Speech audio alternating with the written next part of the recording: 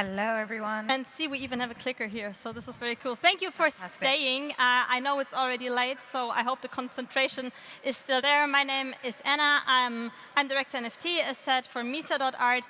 We are a marketplace. I will explain this a bit further. And I have the pleasure to introduce Takane to you, because our topic today is art, metaverse, and digital fashion. Please introduce yourself. Thanks very much. Hi, everyone. Thanks for sticking with us. My name is Takane, and I am a digital fashion designer, and I'm also starting a platform connecting digital designers to decentralized fashion production, which I think is the biggest theme with the metaverse that we think about decentralized. So please, Anna. There we are. Super cool. So, well, it's gone. OK, no, it's back.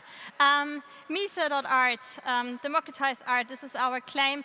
And I want to just give you a quick introduction of what we do, although it's not working. Anyway, Misa.art, we are a marketplace for art on different verticals. So our founder, Johann König, he also founded the König Gallery in Berlin, that is in Kreuzberg.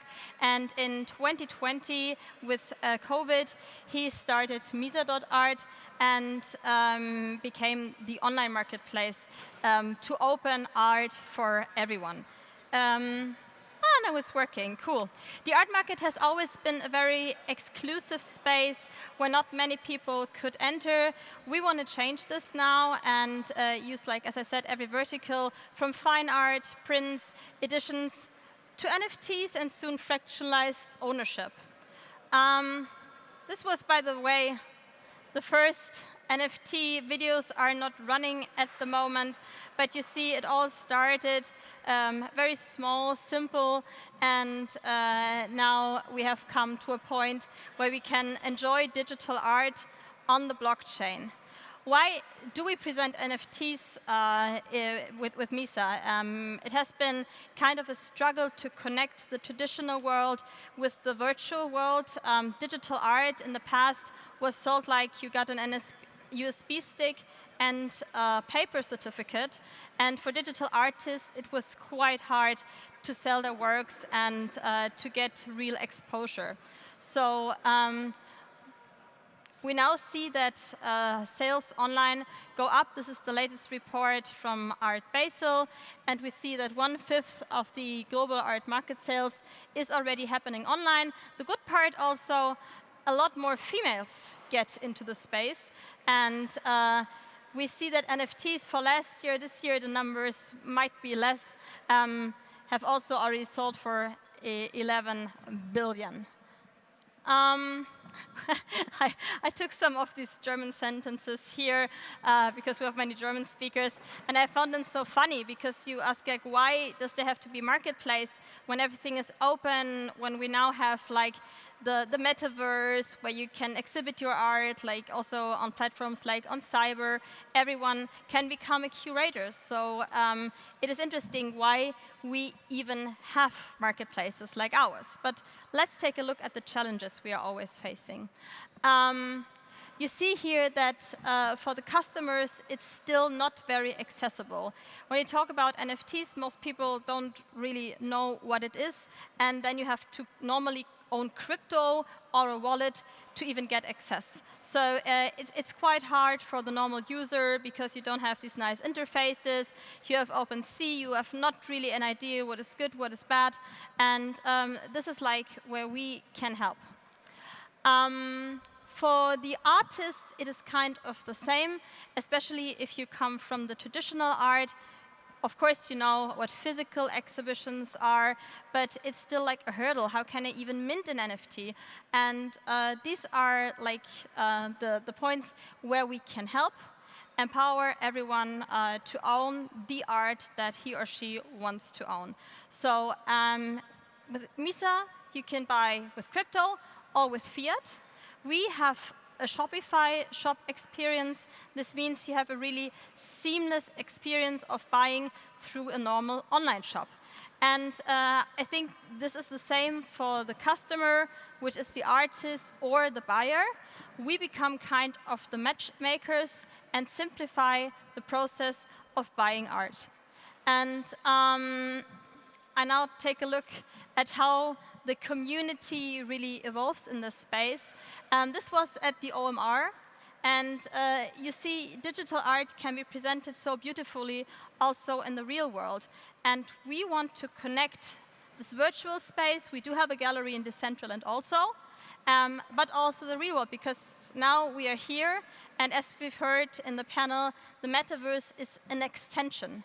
It is not like, I would not want to live in the metaverse. The metaverse, as it was described in Snow Crash for the first time in 1992, it was a dystopia. It was not a utopia. It was like running away from the real world. This is too bad. So where I see the metaverse, I mean, we're already using it. You use Google Maps, you have like AR, you have all these interfaces that extend our reality. And I think this is where we want to go with art, but also with fashion. And Berlin is always very special. You see, this was Hamburg, the last one. This is Berlin. We have a vibing community here that is really exploring what we can do with blockchain, with art, and also the new tools that exist for giving it a more secure place. Coinbase entered the space, and you see that we become a look that is a lot more like social media.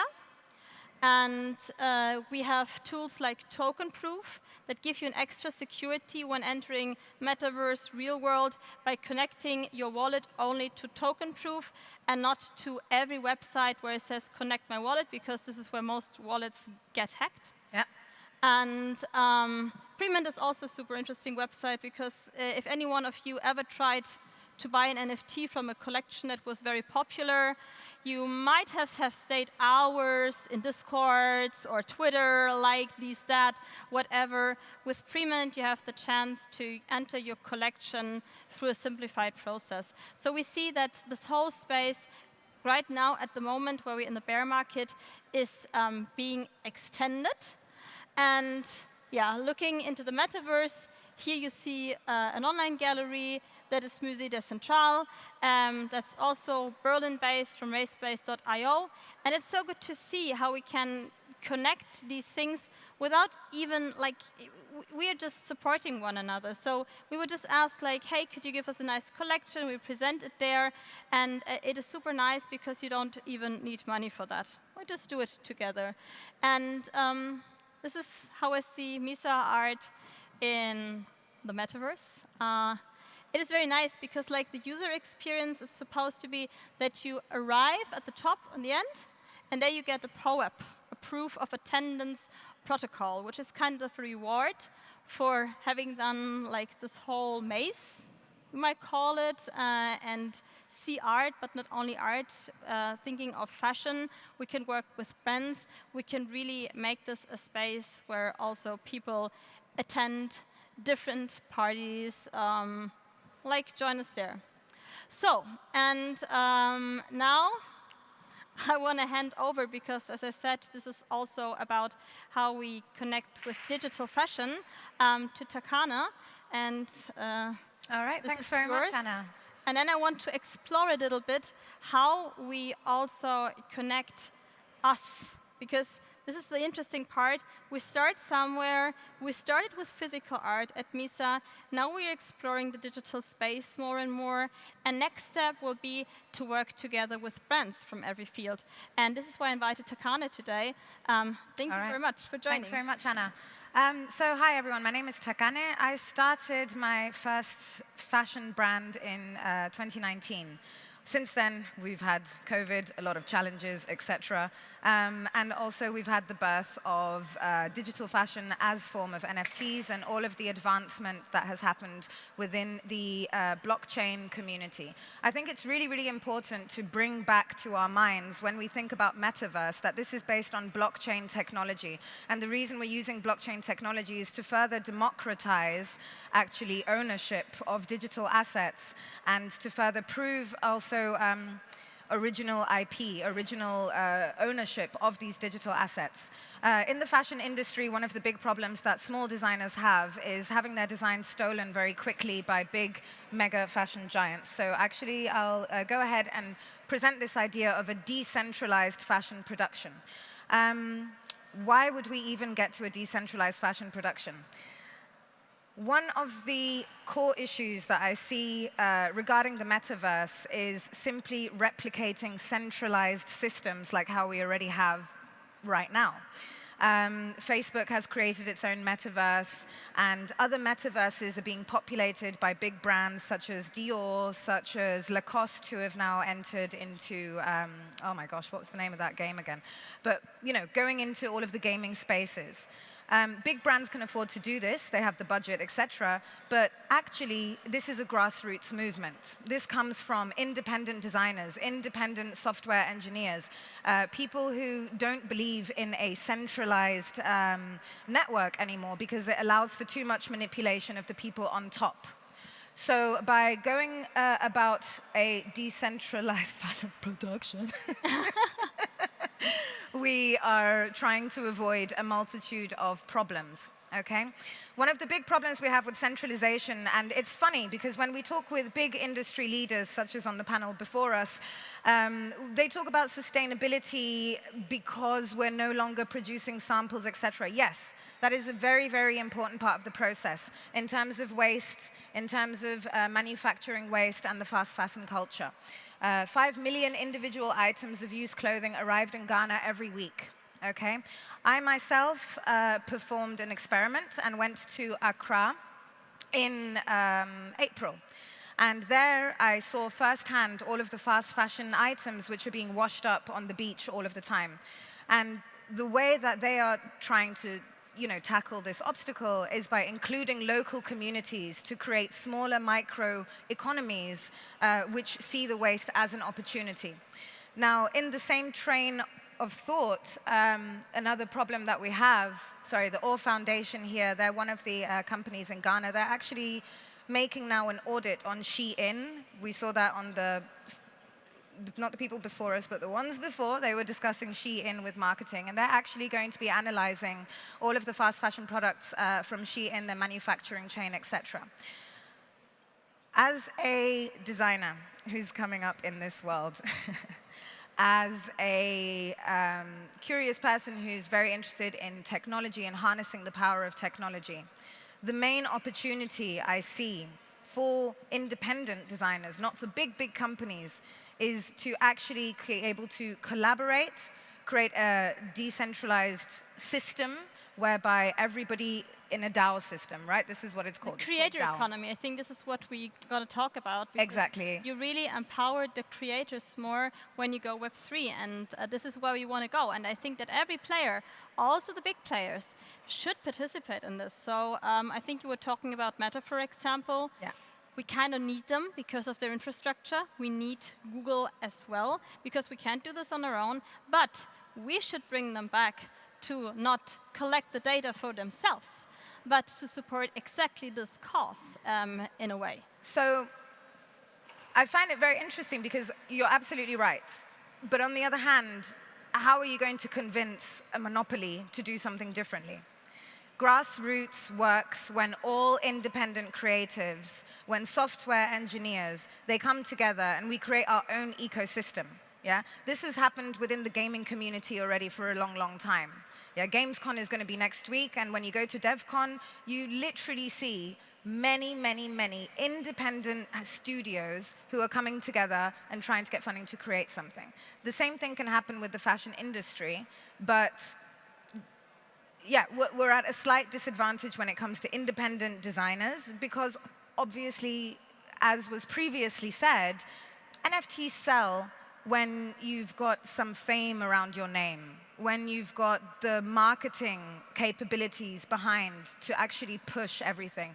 And as anyone knows who's a small business owner, it's difficult to be a creator, your own tax person, your own buchhalter, your own marketing, and all of those things at the same time. So the biggest potential within the metaverse, and be that within digital art or be that within digital fashion, is actually the collaborative process. And that's the only way, really, where we can stay relevant as a community and not allow for the same infrastructure that we have in the real world, a centralized infrastructure, to dominate what should be a decentralized space. Takane, one question on this, because I'm always talking about like decentralization, centralization, and last year I was always in this utopia of having a fully decentralized blockchain-based community. At what point do you see that we need centralized players, how small they might be, to really like give also guidance to the people? Because if you see like this inflational process of people becoming creators, although they might not even be, we had all these rug pulls, this cash grabs, etc. So how can I guarantee through the blockchain, because we're just talking about the traceability of things, that this really works, and how can we integrate this in the metaverse? How can the metaverse help us with Sure. So I think what's really important to remember is that we're using blockchain technology. That very technology allows for the traceability. What's happening now is we're having brands perform visual marketing exercises in the metaverse, but they're not pointing towards anything to do with blockchain decentralization, ownership. Yeah, these big brands have 20 designers who work for them to design a certain sample, another piece of clothing. Do you think any of those receive any recognition at the end of the production cycle? Of course not. And at the same time, we see a consumerist attitude going back towards upcycling secondhand clothing. That's been a massive, massive boom over the past 3 years, 5 years probably, with Gen Z. So it's there in terms of our consumerist interest that we do actually want sustainable fashion. That's what's happening here at this very event, that we do want sustainable fashion. We do want traceability back to who's owning our clothes. Is this interesting in a model where profit is the absolute singular important priority? Not really, yeah? You can't expect a zebra to lose its stripes, okay? So what needs to happen again is this grassroots momentum from smaller designers connecting. And this is how I actually came, first of all, in contact with Anna via another digital artist. And we have somebody who connected us. Yes, exactly. Exactly the thing. I know an artist, and he knows you, and this is why I always say, even being part of a company doesn't like keep you away from doing this. And this is the good part and the beauty of Web3, that we can still have the sustainability of the community, just saying, hey, give me a call, join me. We have this freedom. Even as a company, we have the freedom to do this and to support others. And this is like the beauty. And unfortunately, we are running out of time, but be sure, if you have any questions after that, I will give you your final idea, because I also like how you integrate this in the metaverse, etc. And be sure to reach out for any questions on that. Also, feel free to discuss what blockchains we should use, or if you have questions, how to even enter this space. And there will be people who educate you, who help you, and who will help you find a way. And then you can build new networks. DAOs, which is a very, very interesting concept, but complicated as well. But I think we can all get there, and we're still very early. If we see how many wallets exist out there, it's like 300,000 active ones, might be less now that there's the bear market, everybody's sleeping, and 1.5 million who own at least one NFT. Yeah. And this is where we see a big, big chance and the big future. And sustainable fashion, what you just said, is one of the main issues if you talk about eco-friendliness. I think compared to what the blockchain, you always say the blockchains are so eco-unfriendly. But I think if we look at fashion in particular, also at art being like transported all around the world for exhibitions, we can do a lot as a community to do that. And so, yeah. So I think the question that you had before was quite pertinent. Which central structure do we maybe want? Yeah. And I think it's very interesting to look at Silicon Valley at the moment. When you see the big unicorns that have come up in the past, you have Uber, they don't own any cars. You have Airbnb, they don't own any hotels or any locations. So the way I would love to see fashion and the metaverse and fashion production going forward to a more sustainable future is exactly this model that we see here. The designers have their needs. The tailors have their needs and the customers have their needs. By creating a platform which allows for the interaction from independent designers, they upload their digital fashion, it gets saved as an NFT using the blockchain for IP protection, not just to capitalize on the fact that it's an NFT, yeah? And then also the customer needs, they can have garments that fit. We have AI sizing. It allows for us to make made to order and made to measure at the same time and have that within a 21-day production cycle. So I would encourage everyone to really just have a look at your clothes when you get back. See how many of them you can fix yourself. See how many of them you can hand off. See how many styles you love to see but would never wear yourself. And explore around you with your other friends. Where are the missing links that you have as a designer, that you have as a producer, that you have as a software engineer? And get together to fill in those gaps. Thanks for your time, everyone. And thank you, Anna, for the invitation. Thank you. And in the end, it's about feeling beautiful and being together. I think this is what life is about. So fashion and art, very good match. Thank you so much. I would love to ask, are there designers in the audience today? Put your hands up, please. Higher? No? Yes? I see you. And business owners, retail owners? OK. NFT collectors. Digital artists? All right, fantastic. Thank you very much. Thank you. Enjoy the rest.